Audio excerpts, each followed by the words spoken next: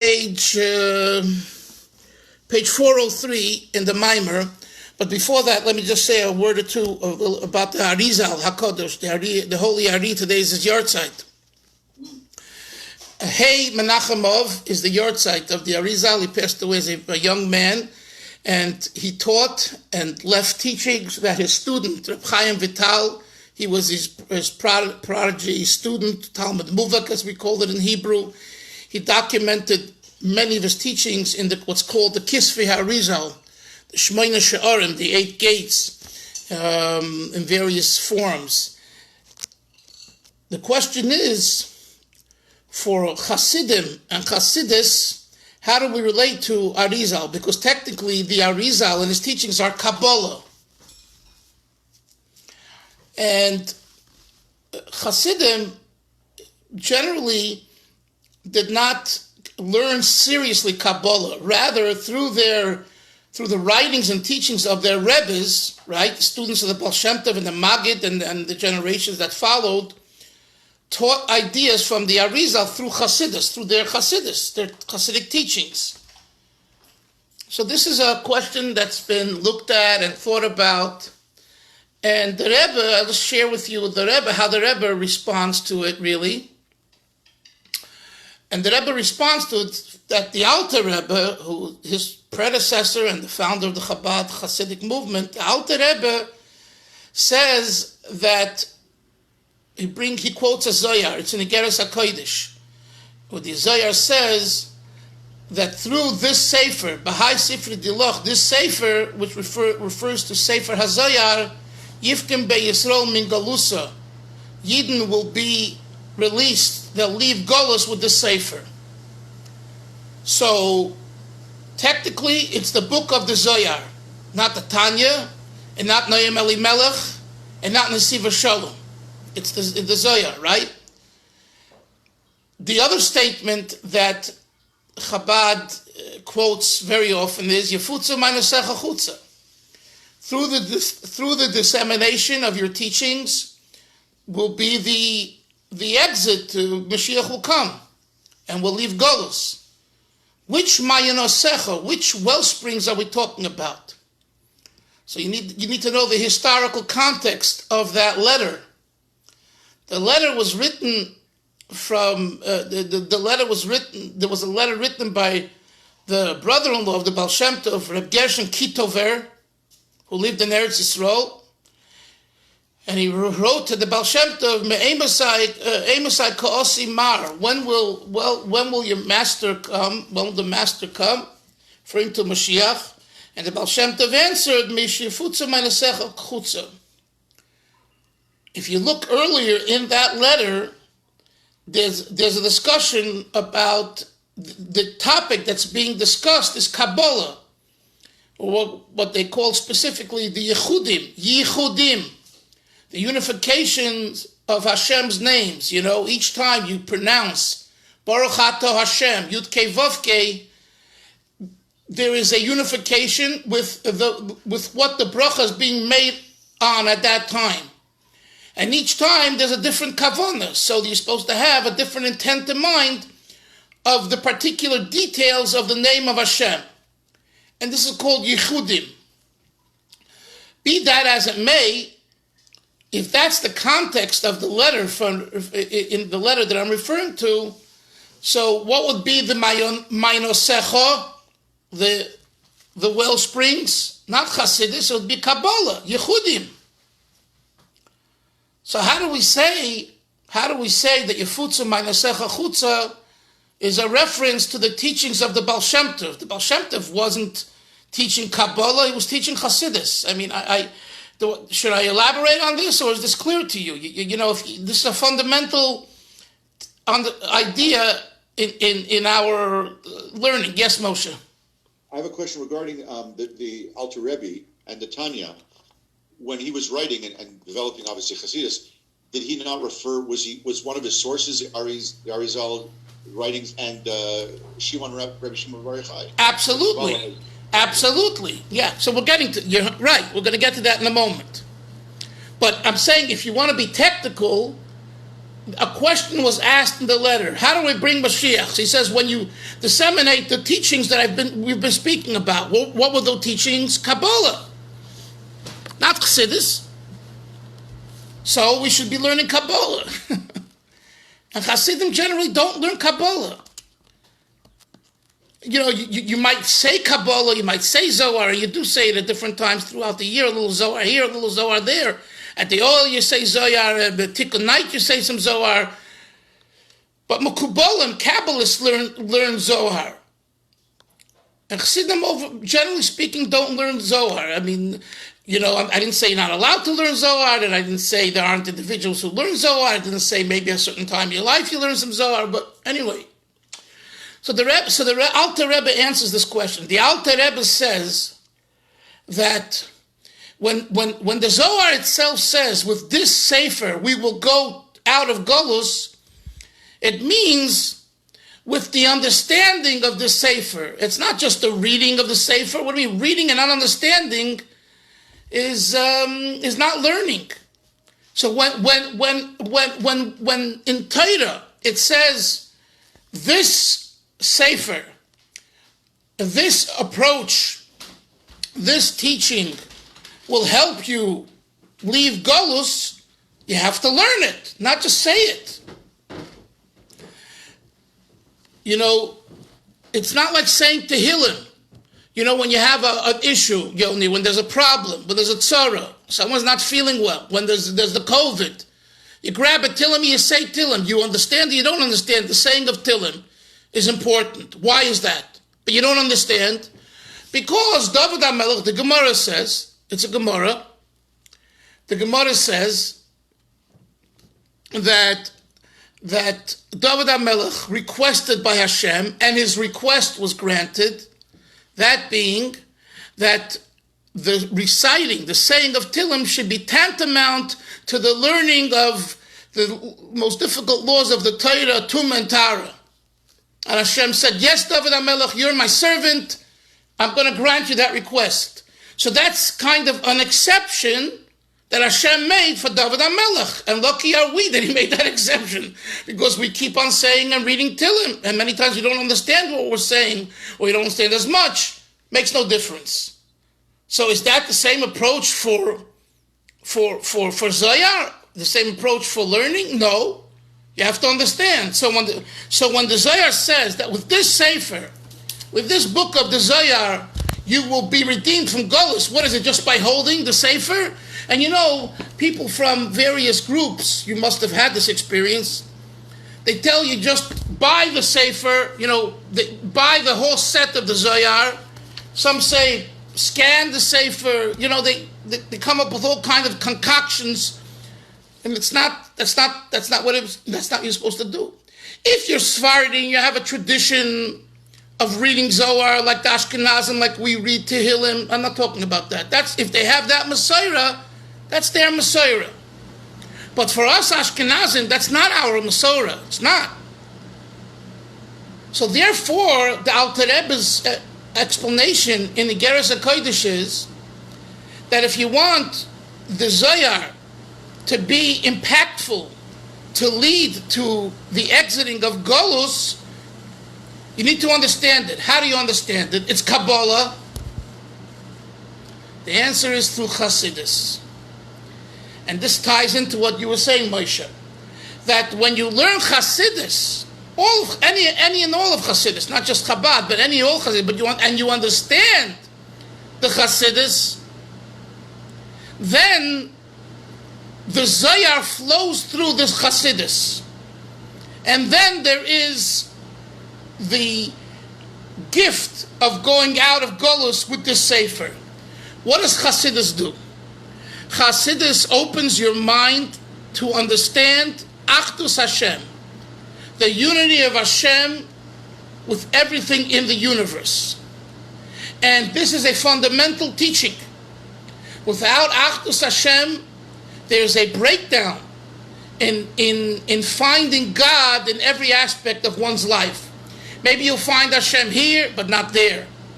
Well, if you find him here and you don't find him there, then in that area where you don't find him, we have a problem. Is it a godly experience or is it not a godly experience? Is God there or chas v'sholom not? So Chassidus teaches us to analyze this, to focus on it, and gives us ideas and meditations to think about, to help us understand how Hashem is here, how Hashem is everywhere. And this, the Alter Rebbe says in Igeres HaKodesh, Avi, this is the real meaning. With this Sefer, you will go out of Golus, and this is why the Baal Shem Tov told his brother-in-law, Reb Gershon Kitover, that in order to appreciate the Yechudim, you need to have the understanding of the teachings of the Chassidus. Because the teaching of Chassidus break down and make understood the ideas in Zohar. So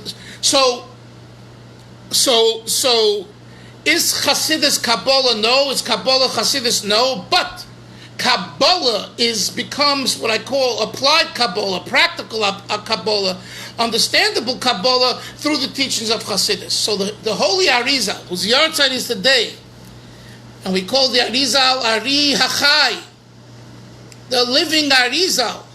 Why is he considered the living Arizal? Because his teachings are a living fluid in today's reality if you just learn them through the teachings of Chassidus. Yes, Moshe. Dalvin, I want to ask you a question. I don't want to take us off the topic, but connected to what you're saying. You mentioned the word practical Kabbalah. Now, can I ask you a question? When the Ashlag family, right? In Ebrak, right? And I know that one of the Ashlags, there's a video of him, one of them by the Rebbe. Yeah. But the question is, my understanding is that the Ashlag, Kabbalah, Sulam, is practical Kabbalah, quote unquote. Exactly, I'm not really sure how to even define that, but is also different, or some sort of derivation maybe of the Arizal. I'm just curious if I'm only mentioning this, I'm bringing it up just because you mentioned practical. In other words, I guess my question is there anything that you can share with us about that offshoot? Is that I don't know. I guess I'm just bringing it up because the practical element.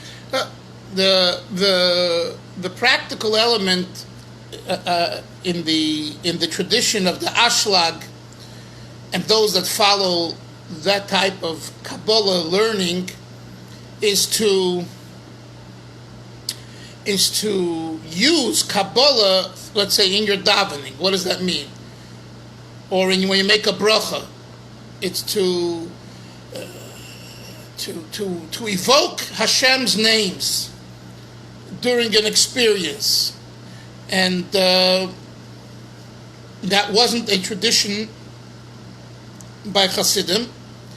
All Hasidim, most Hasidim, except the Kamarna, maybe, the Kamarna Ziditchoif dynasty that Hillel talks about sometimes. He was a very big Makubal, and it could be he was of the opinion to utilize the Yechudim in one's daily activity. But most Hasidic movements did not, and the Alter Rebbe surely didn't. And I'll give you an example. This is relevant to everyone. To anyone that davens from a Chabad Siddur. If you haven't read the introduction to the Chabad Siddur, please make it your business to read it at some point, because you'll find it fascinating. But the Kitzur, what does it say there? One of the things it says there is that the Alter Rebbe collected information from 60 different Siddurim. And with that, he made his Nusach. So it's Siddur Tehillas Hashem Al Pi. Look at the cover page. It's the Siddur of the praises for Hashem based on Ha'arizal. Now, this is very important. In other words, the Alter Rebbe Siddur is not the only Siddur that's Al Pi Arizal. It's one particular one that the Alter Rebbe chose. Let's say let's say the Skolia, I daven with them, and other Hasidim, they also have what they believe to be Al Pi Arizal, but with a different nusach and a different emphasis. And some of them have tagim, they write the letters in the Siddur like you write in the Sefer Torah. So there are variations of this. But the Alter Rebbe chose to include the Arizal's nusach and ideas in a sublime way, in a hidden way. So you get the text as any other Siddur.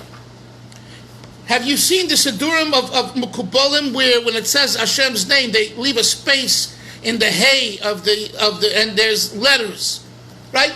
That's what we call Moshe, more practical. They're saying Baruch At Hashem Shema Koleinu or Reifei Choyle or Geula, and each one has a combination of Hashem's letters, and they're thinking about it and using it. So that's what I mean practical.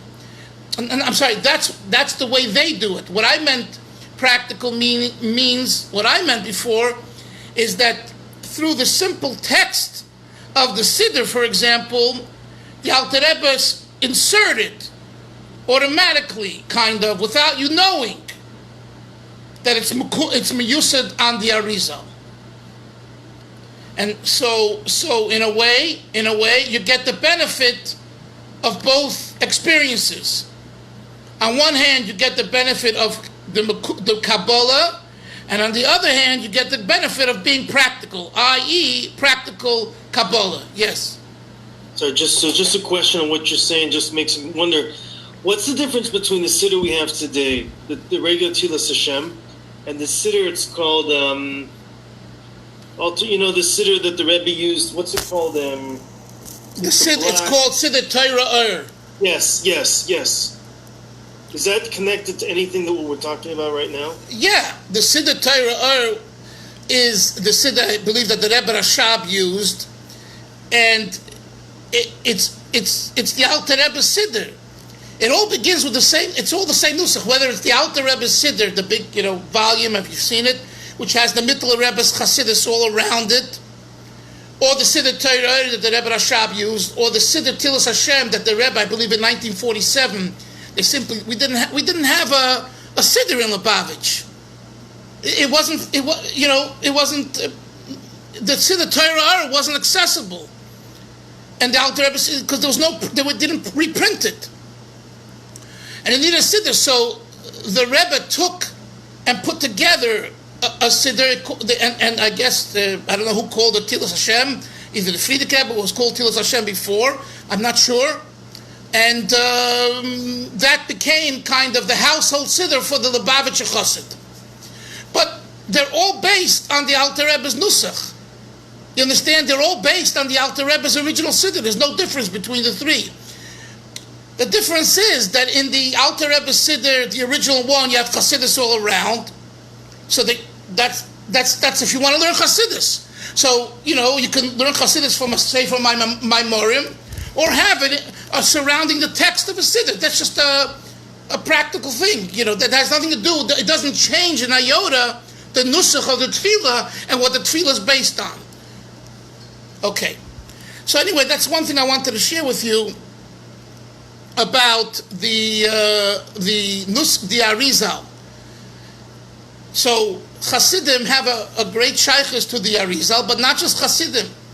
Because, as you know, there's in Tzfas today there are two shuls. One is the Arizal Nusach Sfardik, and one is Ashkenaz. So there's a disagreement: was the Arizal an Ashkenazi or Sfardi? You know about that, right? So the point being that the Arizal was someone that was shayach to Klal Yisrael. What was one of the basic teachings of the Arizal?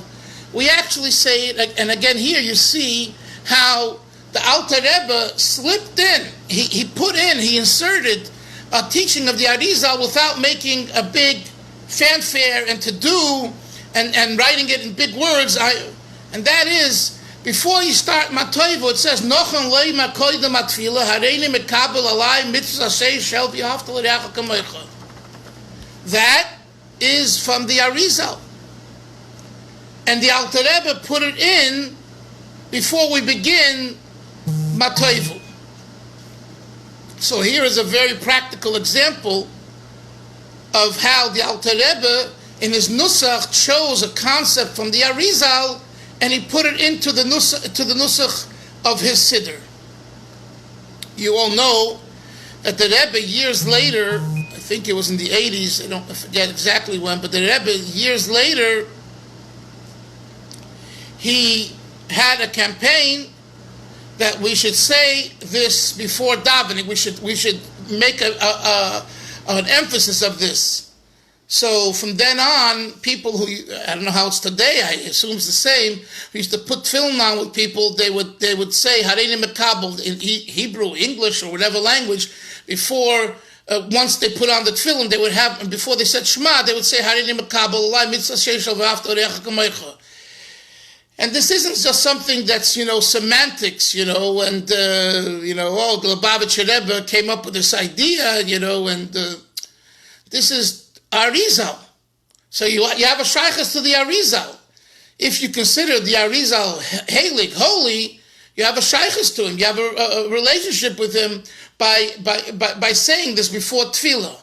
So whether you're a Lubavitcher or not makes no difference. You have an opportunity to say something from the nusach of the Arizal. So I point that out to you that this is not theoretical, but rather practical. And finally, when you learn and you taste some of the teachings of the Arizal, it really opens your heart and your mind to another reality. The Rebbe writes, I believe in Igros Kodesh, Volume 5, he writes a letter to someone who questions him about why do supposedly bad things happen to good people, the famous old question. And the Rebbe says to the person that if he were to study the teachings of reincarnation, Gilgul, based on the teaching of the Arizal, it will help him deal with this question. And I remember when I was researching this topic for a book I was writing on reincarnation experiences years ago, it fascinated me, this answer of the Rebbe, because what he was saying is that there is the average and normal approach of a ben Torah, of a person who's learning and davening, whether it be a chassid or a litvak, makes no difference, right? The average individual is not delving into reincarnation. Far and few know this topic, and rightfully so. It's not something that we study seriously, at least until this letter that I saw from the Rebbe. But then the Rebbe says to this person, you're asking good questions. If you really want to understand it better, take the time to study this topic and understand it. And that's what I did. I was doing it because I was writing about it. Not that I had anything that I experienced that made me study that. I was writing about it because I saw many people are struggling with such issues. So when you start learning the writings of the Arizal on this topic in the Shara Gilgulim, and I think Hillel had a Seder Kfias with Baruch Gordon or someone else on this topic, I believe, a few years ago or whatever. Anyway, it talks about, for example, sibling rivalry. Why is that? Why are two of your children, why are they fighting with each other? And later in life, sometimes they hate each other. They come from the same mother and father. And the mother and father care for each other. So how is it that two children from the same mother and father will come out and develop to be enemies of each other? And if not enemies, they don't have a relationship, etc., etc. And the Arizal talks about this. And he says that they both come from the same Eitz HaChayim, the tree of life. They're branches on the same tree of these two neshamas of the parents. And each one nourishes, sucks nourishment, nurtures from the life force in the tree. And each one wants more life force. Hence, they have a rivalry between each other. Now, if you don't have a belief in spirituality, then this means nothing to you. But if you have a sensitivity to ruchnius, and you're open to understanding that there is an Eitz HaChayim, there's a tree of life, and when we learn in Bereshis about the Eitz HaDas and all that, I mean, these aren't just words. A garden of Eden. He was in the garden. He ate from the garden. He kicked out of the garden. Like, you got to be kidding, right? The Bible critics will say you got to be kidding. But we, as Torah from Yidden, we know this is exactly what happened. But nevertheless, what really happened? What's really going on? What does it mean a garden? What does it mean an Eitz HaDas? What does it mean Eitz HaChayim? When you learn Torah in general, these questions are presented, and you have food for thought. And when you learn Kabbalah, and when you learn Chassidus, you get more information. So then, when you hear that it could be the sibling rivalries because they're both from the same root, and they're both struggling for the amount of nourishment, chayis, and therefore it results in a jealousy. That's one example. Another example. And when I share these examples, it's very important to have a context, because otherwise, I think I told you once, but I'll repeat it again briefly. I was giving a lecture at the shul in Bal Harbor, Florida, Rabbi Lipsker's shul. It's called The Shul. And I was speaking about reincarnation in Gilgul. This was around the time when I wrote my book. And another issue that the Arizal talks about are first and second marriages. And it's a very sensitive issue. And I presented what the Arizal said. And then there's a letter of the Rebbe on it. I gave a whole lecture on it. And in the middle of the lecture, I saw a young man, young, nice, well-dressed, like pick himself up kind of abruptly in the middle of the lecture. Everyone's quiet, everyone's listening, and walk out. And I sensed there's something I said that he didn't like. After Mincha, then we had Mincha. I saw him in shul. I went over to him after Mincha and I said, "Excuse me, may I ask you something?" He said, "Sure." So I said, I saw you were at the shiur, and how'd you like the shiur? So he says, "I really liked it, except I have one problem. I just got married last week. And we talked about second marriages versus first marriages. I don't want to hear that." And the Arizal writes there, sometimes your second marriage, if someone ends up in a second marriage, is better than their first marriage. Why? Because their real bashert on the Eitz HaChayim, where two people come from the same root, could be in the second marriage versus the first marriage. In other words, coming from the same root is not a prerequisite for marriage. I mean, when I learned this, I said, wow. Because what do we walk around here, especially when we're young and we're looking to get married? My soulmate, my bashert, right? That's the conversation. Where do I find my soulmate? Where do I find my bashert? And the Arizal writes, you might not have found it. Is that a reason for divorce? No. Is that a reason not to have a good, loving marriage? Absolutely not. But the idea of a bashert and a soulmate is a whole different idea according to the Arizal. It's a long discussion, and we would have to learn it together to kind of dissect it. And the Arizal's not proposing get divorced once, twice, 3 times till you find your soulmate. Chas v'sholem. It's stupidity. You're not allowed to do that. You shouldn't do that.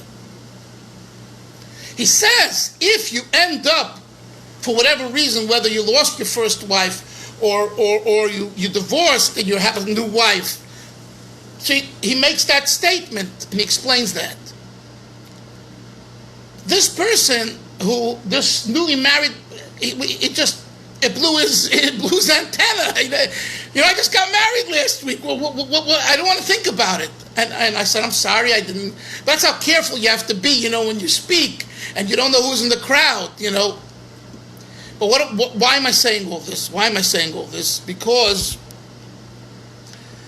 so imagine someone who went through a divorce, or someone who lost a spouse, or someone who's not married. Another point. If you read what Arizal writes about not being married, it's very scary. It's very scary. I'm not even going to repeat what he says, but it's not great, okay? So, how do you reconcile the fact that some people want to marry, but they don't end up marrying? So, you could literally look at that and say, well, according to the Arizal, you're kind of a sinner and, you're in deep trouble. And if you exert and you try and you really do ishtadlus and you end up not marrying, which happens to some people, then it doesn't apply. Al kopanim, that's what I think, that's what others think as well. But if you want to learn straight Arizal on this topic, it's a very, very serious matter. A fourth example, I'm giving you examples after examples to show the expansiveness of how the Arizal's teachings are relevant to our life. And this you've heard from me, but I think maybe not everyone, so I'll repeat it again. The Arizal writes that if you're not careful with making the right bracha for the food item or the liquid item, you'll be nizgalgil. You'll be reincarnated in water. Because you took the leniency of making a shahakol niyah b'dvarai, everything is created with Hashem's word, because you don't know the bracha. So when in doubt, make a shahakol. That's the way we were taught in yeshiva, Yoni. Remember, as young boys, that's the way we were taught. If you don't know the bracha, make a shahakol niyah b'dvarai. What does it mean you don't know the bracha? You're no longer 13, 14, 15. You're now 40 years old or whatever. Learn. Take out the Shulchan Aruch. Ask. Explore. You're lazy. You're not interested. Shakol niyah b'dvarai. Says the Arizal, my friend, you need a tikkun for that. You need tshuva. And your tshuva is you're going to be reincarnated in water, so when someone else makes a bracha on water or on items that are shahakol, that shahakol rectifies your leniency with shahakol. You were lenient in shahakol, so when someone else will make an appropriate shahakol, he'll elevate your neshama, and that's the gilgul that you go into water. So hopefully someone will drink the water and the shahakol that your neshama's in. When I learned this the first time in the Arizal, I took it very seriously. And, excuse me, and for example, rice, according to the Alter Rebbe, is a big shaila, what bracha to make on rice. And actually, it remains a question according to the Alter Rebbe, not according to the Mishnah Brura. But if you follow the Alter Rebbe, and that's why I was saying to you, Avi, the other day, if it's important to learn the Alter Rebbe Shulchan Aruch if you're following his instructions. So the Alter Rebbe says it's a shaila. And it's a shaila of 3 brachas: hadama, mezainis, and shahakol. So what are you supposed to do with rice? So the answer is either you wash before, and all brachas are included in the washing, and then you can eat rice, or you have to make 3 brachas before you eat the rice: shahakol, mezainis, and hadama, and then you eat the rice. Now you sit down for dinner. You're so tired, Yoni. You come home. Your wife serves you some dinner. You take some dinner. and you have rice. You want to eat the rice, and you can't eat it. You need a pretzel. You need a mazonis before. Oh, I got to get up and find the mazonis. Where do I don't want to eat. I don't want to eat cake now. I'm eating supper. It becomes a balagan. Too bad. So wash. I don't want to wash. I'm too heavy. I don't want to eat carbs in the middle of the week. So eat a soup nut, an awesome little yellow soup nut. That's a mazonos. But my point is, in all seriousness, my point is that the Arizal's teachings are real. They're real. Now, should a Yiddish Shemayim do that, make the three brachas because of the Arizal, or because he's a frum Jew? The answer is because you're a frum Jew and you have Yiddish Shemayim. But let's call a spade a spade. Sometimes, we just slack off. When you remind yourself of the Arizal's teaching, you say, hey, I don't want to be reincarnated in water. So, it's a special day to understand that the Arizal's teachings are very much alive and well. And mamish, they bring simcha in a person's life. And that was another, and I've concluded with this, that was another essential theme of the Arizal was Ivdus Hashem b'simcha. So you'll say, what do you mean the Arizal? It's a posik in Tanakh. Tachas Asher levad Hashem Elokecha b'simcha v'tiv love. If you don't serve Hashem with simcha, you'll end up serving the enemy. Simcha is fundamental. Yeah, of course simcha is fundamental. Eating and sleeping, and is it as fundamental as eating and sleeping? Do we approach every aspect of our life with simcha? And it's hard. If it was easy, we wouldn't need to have the Torah instructing us and the Arizal clarifying it. But you wake up in the morning, you go through the day, and you have a hard day, and you have bills, and you have health, and you have a COVID, and you have Mashiach not here, and you have Tisha B'Av, a destruction coming up, and fasting, and you could be with simcha. I mean, come on. So what's the answer? The answer is, do for others, and you'll be with simcha. If the focus isn't on yourself, not even in a selfish way, it is impossible to be always b'simcha, because we're not perfect and we have issues, we have problems. So you focus on yourself and my family, everything about myself. We don't have simcha. We don't have as much simcha. But when you focus about someone else, you learned with someone on Shabbos, you called someone, how you doing? You feel so elated, you feel so good. So today is a day, in conjunction with the Arizal's teachings of Simcha, it's important to do something. After the Shir, you have still hours till the end of the day. Pick up the call someone, how you doing?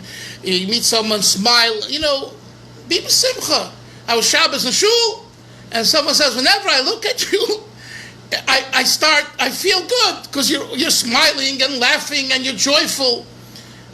Listen, we're all different. Believe me, there are plenty of times when I'm more serious, So we have to work on it. It's an avodah. Nothing comes easy in life. Anything that comes easy, Yelubavitch Chassidim had a saying, anything that comes easy, run the other way.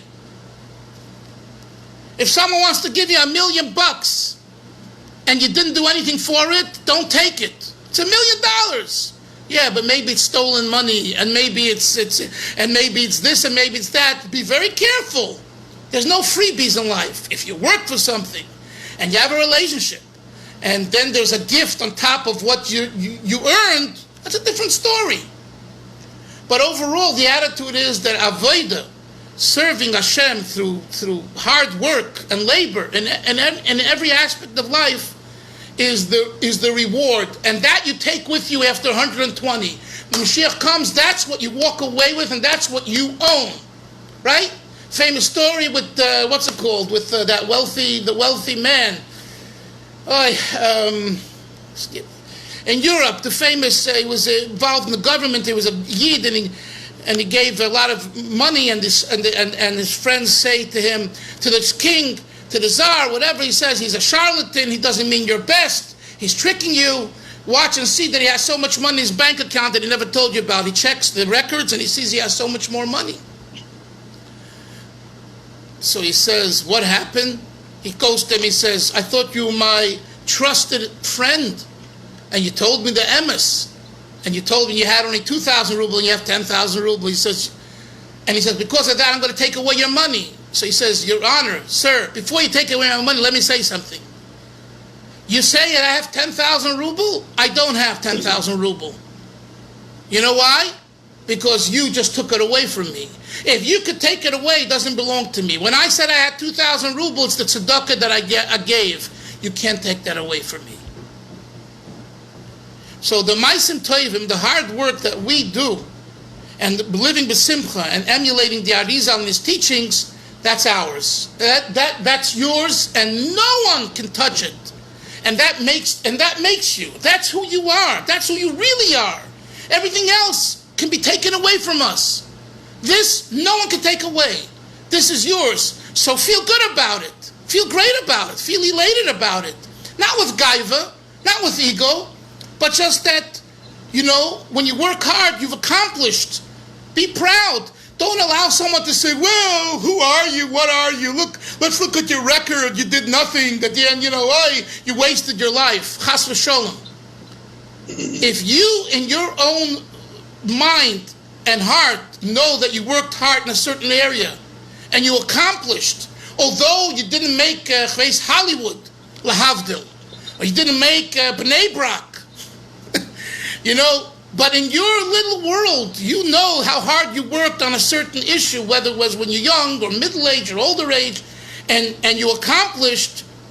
You should walk proud in the sense of, I'm serving Hashem, I'm doing my best, and not negative. So this is very important, because sometimes we turn around and life passes us and we say, so what did I do? I wasted so much time. What did I leave to the world? The answer is, what you left, I couldn't do, and what I do, you couldn't do. And that's why we are indispensable. And there isn't a person alive that's dispensable, chas v'sholem. And this is all augmented when we learn the teachings of the Arizal through Chassidus. So Rabbi Sai, we didn't learn in the text today, but we will finish in Mitzvah Shem in the next few days, the Maimer. Anyone has something to say, to ask, say it now, please, before we finish. Sei gesund. Have a hatzlacha day, and besimcha v'tuv levav l'chaim for, what was his name? Reb Yitzchak, right? Reb Yitzchak. What was his father's name? Anyone know? Arizal. Anyway, when you find the name, Avi, I'm sure you will send it to us, and everyone, send it to the WhatsApp groups. Everyone can know his name to think about the Arizal today. Sei gesund, Tatzlach. Bye-bye. Amen. Shkoyach. Thank you. Bye. Thank you. Bye. Thank you. Moshe. Yeah, Moshe. I just want to say a few minutes earlier in the shir, I was asking a question to Rabbi Dalfin about the COVID in Brooklyn.